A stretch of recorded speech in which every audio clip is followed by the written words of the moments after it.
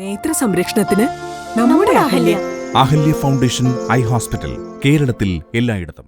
വരാനിരിക്കുന്ന നിയമസഭാ തെരഞ്ഞെടുപ്പിൽ മൂവാറ്റുപുഴയിൽ വീണ്ടും ജനവിധി തേടാൻ നിലവിലെ MLA മാത്യു കുഴൽനാടൻ മണ്ഡലത്തിൽ നടപ്പിലാക്കിയ വികസന പ്രവർത്തനങ്ങളും രാഷ്ട്രീയ പോരാട്ടങ്ങളും ഉയർത്തിക്കാട്ടിയാണ് രണ്ടാം ഊഴത്തിനൊരുങ്ങുന്നത്.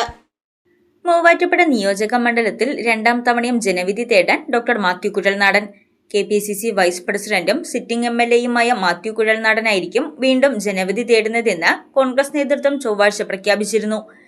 AICC പുറത്തിറക്കിയ കോൺഗ്രസിന്റെ ആദ്യഘട്ട സ്ഥാനാർത്ഥി പട്ടികയിലാണ് മാത്യു കുഴൽനാടന്റെ പേര് ഔദ്യോഗികമായി പ്രഖ്യാപിച്ചത്. മണ്ഡലത്തിൽ നടപ്പിലാക്കിയ വികസന പ്രവർത്തനങ്ങളും രാഷ്ട്രീയ പോരാട്ടങ്ങളും ഉയർത്തിക്കാട്ടിയാണ് രണ്ടാം ഊഴത്തിനൊരുങ്ങുന്നത്. 2021 തെരഞ്ഞെടുപ്പിലെ CPIയുടെ എൽദോ എബ്രഹാമിനെ പരാജയപ്പെടുത്തിയാണ് തന്റെ ആദ്യ MLA സ്ഥാനമുറപ്പിച്ചത്. സ്ഥാനാർത്ഥി പ്രഖ്യാപനം വന്നതോടെ കോൺഗ്രസ് സജീവമായി തെരഞ്ഞെടുപ്പ് പ്രചരണം ആരംഭിച്ചു കഴിഞ്ഞു. മൂവാറ്റുപുഴ നഗര റോഡ് വികസനം, KSRTC ബസ് സ്റ്റാൻഡ്, ജപ്തി നടപടികളിൽ സാധാരണക്കാർക്ക് നൽകിയ പിന്തുണ, മണ്ഡലത്തിലെ കാർഷിക പ്രശ്നങ്ങളിലെ ഇടപെടലുകൾ എന്നിവ ഉയർത്തിക്കാട്ടിയാകും UDF പ്രചാരണം.